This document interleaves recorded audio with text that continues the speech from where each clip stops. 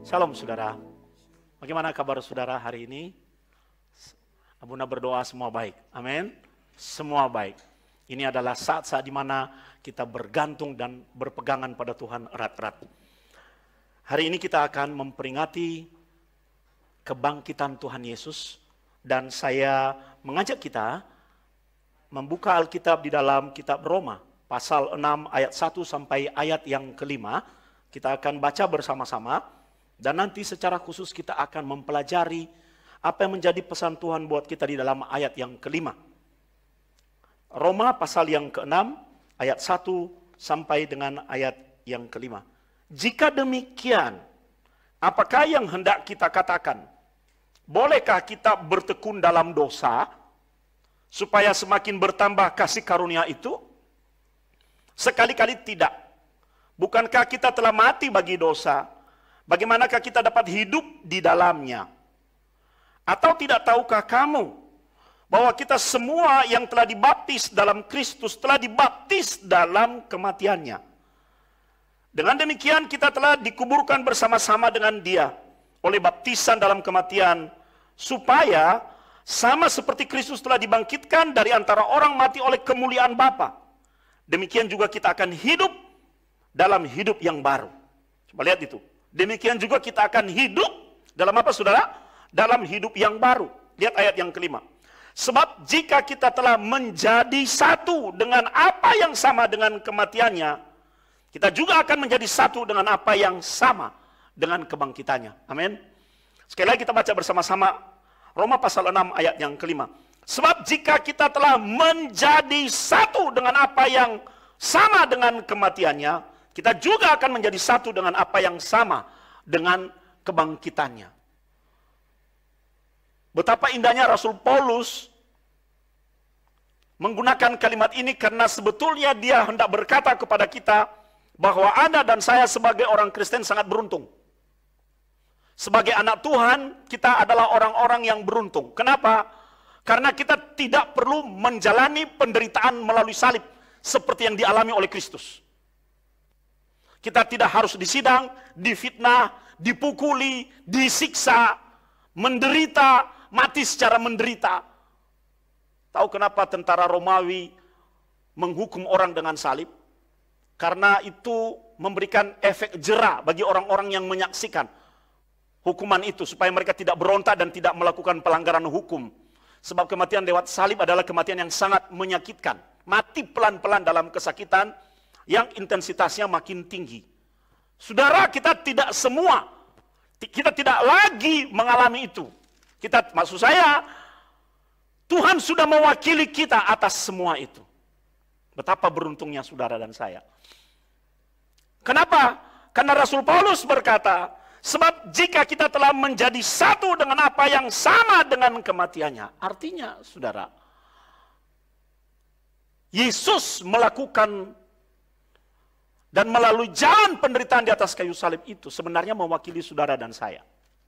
Itu sebabnya makna yang sangat penting buat kita adalah hari ini, bagaimana kita bisa membawa diri kita dalam pengalaman yang sama secara rohani. Supaya apa yang sudah Yesus lakukan melalui kematiannya, terlebih melalui kebangkitannya, dampaknya bisa kita alami dan terjadi dalam hidup kita. Syaratnya apa? Coba lihat. Rasul Paulus berkata, kita telah menjadi satu. Pilihan katanya ini sangat indah, saudara. Rasul Paulus menggunakan kata menjadi satu itu, diambil dari sebuah kata yang menjelaskan kalau kita mengambil tanaman, satu tanaman dengan tanaman yang satu, diikat bersama-sama, kemudian ditanam barengan di tanah yang sama, sehingga mereka tumbuh bersama. Tumbuh bersama.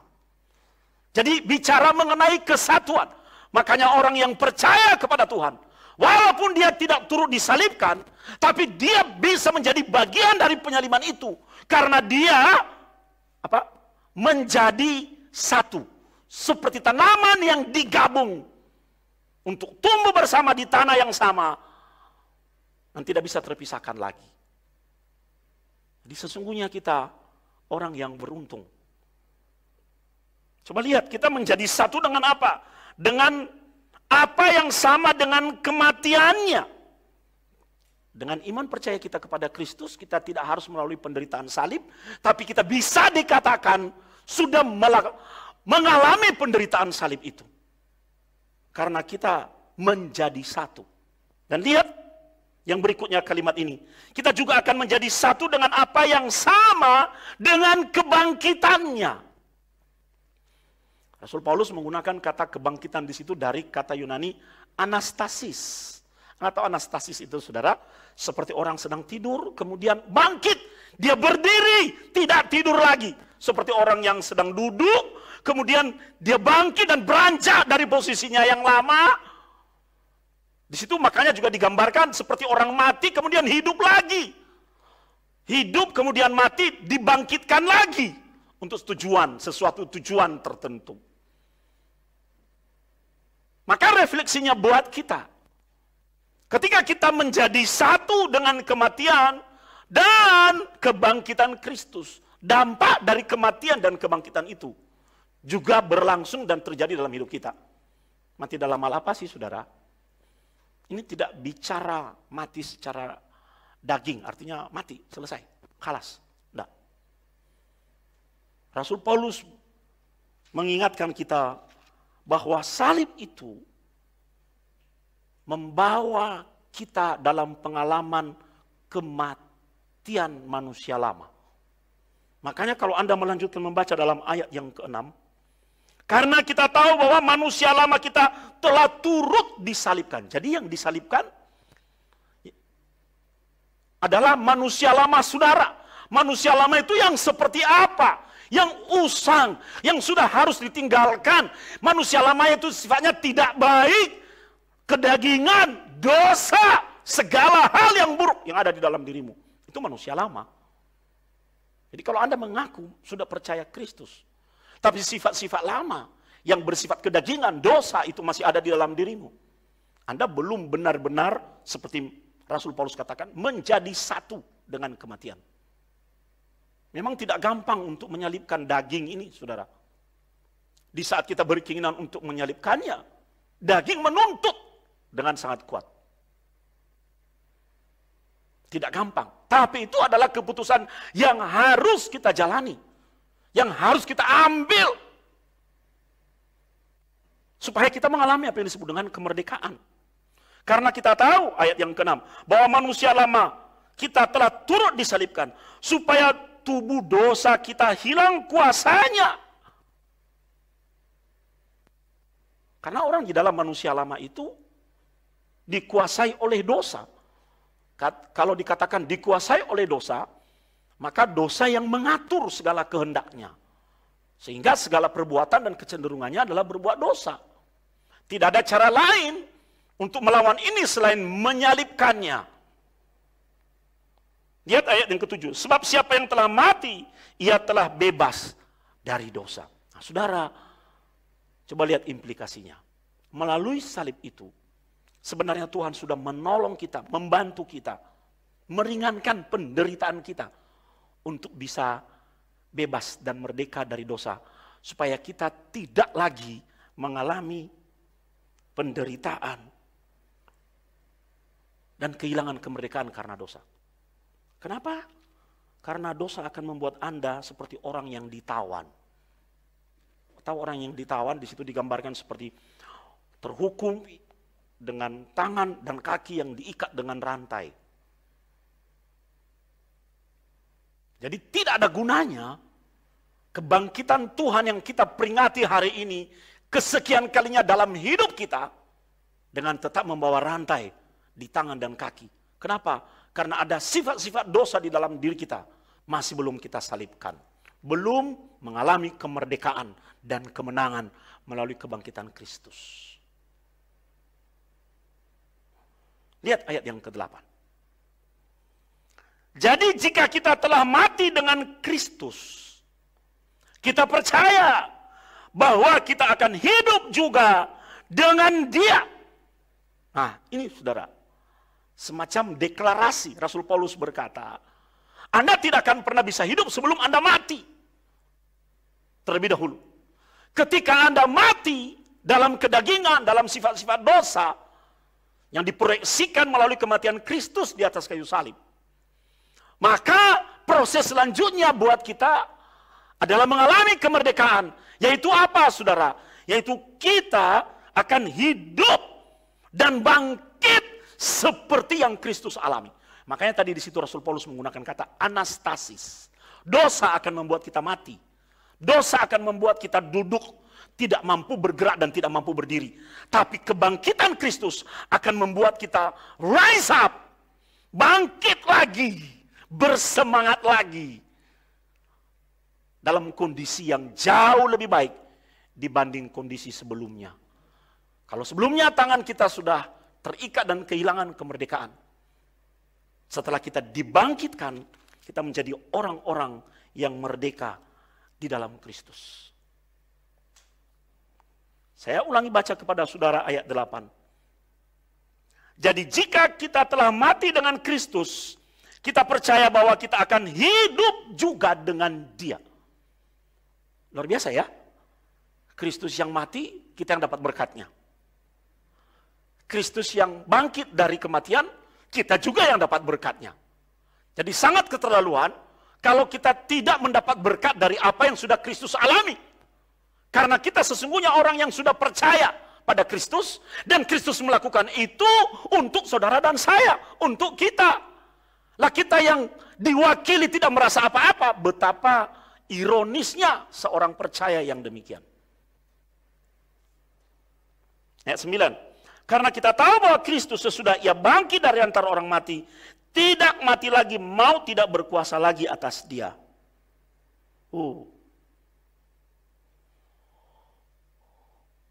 Upah dosa itu maut. Ketika Kristus bangkit dari kematian, sebelumnya dia mati, seolah-olah maut menang. Tapi ketika akhirnya dia bangkit dari kematian, itu menjadi satu pembuktian bahwa tidak ada lagi hal yang bisa menguasai Kristus dan yang bisa mengalahkannya. Maut itu adalah sesuatu yang menakutkan bagi setiap orang. Betul saudara? Seberani-beraninya orang berkata aku tidak takut mati, tetap saja sesungguhnya dia takut mati. Karena itu maut. Tapi Kristus berhasil mengalahkan maut. Dengan dia mengalahkan maut dan bangkit dari kematian. Maka poin yang pertama yang harus kita sadari sebagai anak Tuhan. Anda harus menyadari diri saudara. Bahwa Anda, saudara dan saya adalah orang-orang yang sudah ditebus. Amin saudara. Kristus melakukan itu untuk menebus. Katakan menebus. Kata menebus artinya Anda tidak sanggup menebus dirimu sendiri. Harus ada pihak lain yang datang menebusmu dari sesuatu ikatan, dari kepemilikanmu yang lama. Datang Kristus ditebus dan dia berkata, "Khalas, lunas, sekarang ini bukan lagi milikmu, ini milikku." Kita milik Kristus. Dengan kita milik Kristus, maka segala kuasa kepenuhan Kristus itu ada di dalam diri saudara dan saya. Kalau sebelumnya kita kehilangan kemerdekaan karena kita sudah ditebus, maka kita menjadi orang yang merdeka. Maka di situ Rasul Paulus menggunakan terminologi manusia baru. Katakan manusia baru.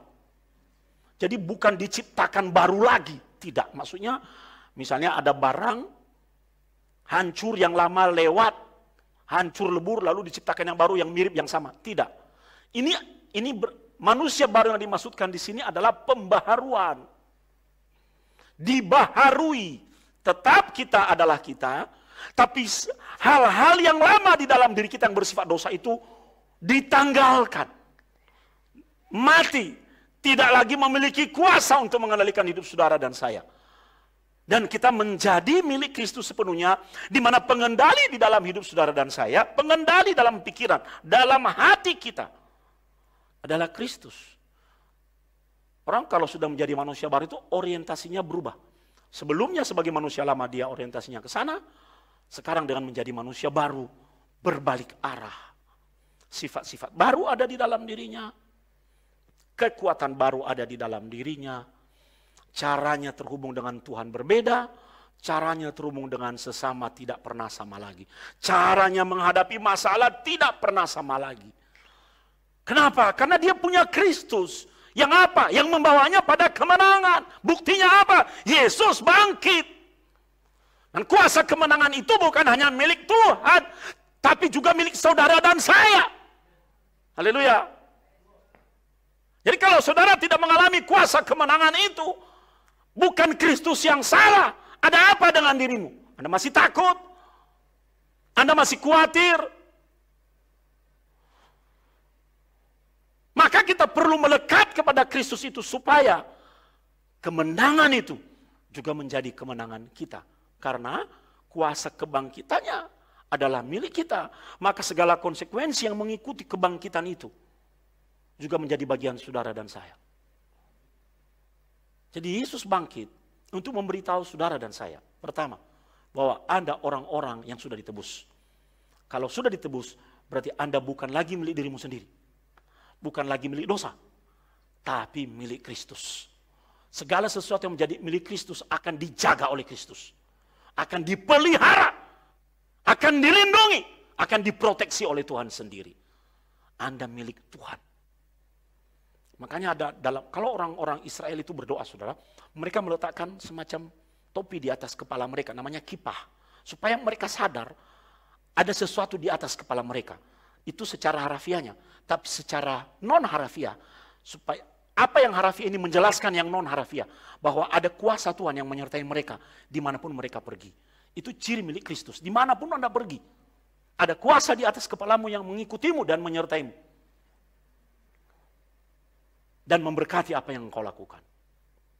Sebab kalau orang sudah ditebus, maka dia tidak lagi milik dirinya sendiri, tapi milik Kristus. Yang kedua, orang yang sudah ditebus itu, saudara, sudah menjadi manusia yang baru, dibaharui. Dan biasanya hasil pembaharuan itu, atau juga sering kita katakan sebagai pemulihan, jauh lebih baik dari kondisi sebelumnya.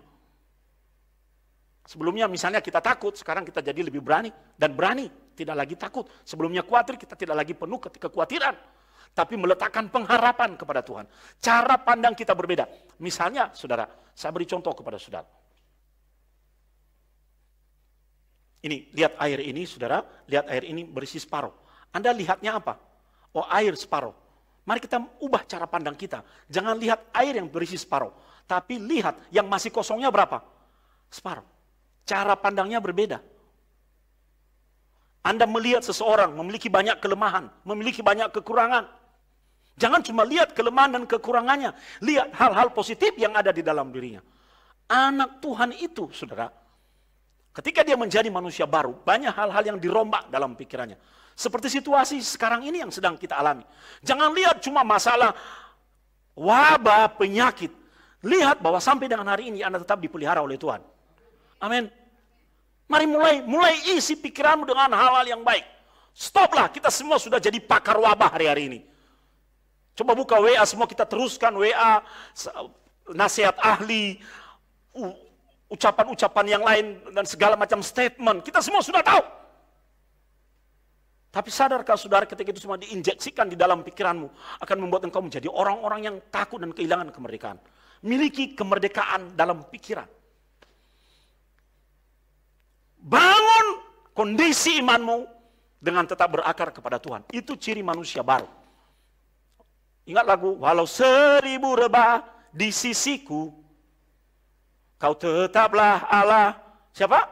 Penolongku. Walau 10.000 rebah di kananku, takkan ku goyah. Sebab apa? Yesus menyertaimu. Itu cara berpikir orang-orang yang sudah menjadi a new man in Christ. Manusia baru dalam Kristus. Hikmat Allah juga bekerja kepadanya. Tidak lantas karena Tuhan pasti lindungi aku, Tuhan pasti menjagaku, lalu kita menantang bahaya dan menguji Tuhan di situ. No. Pertama-tama kita harus yakin di dalam iman kita bahwa sebagai orang yang sudah ditebus, kita sudah dimerdekakan dalam banyak hal, termasuk kita akan dimerdekakan dari sakit penyakit apapun. Haleluya.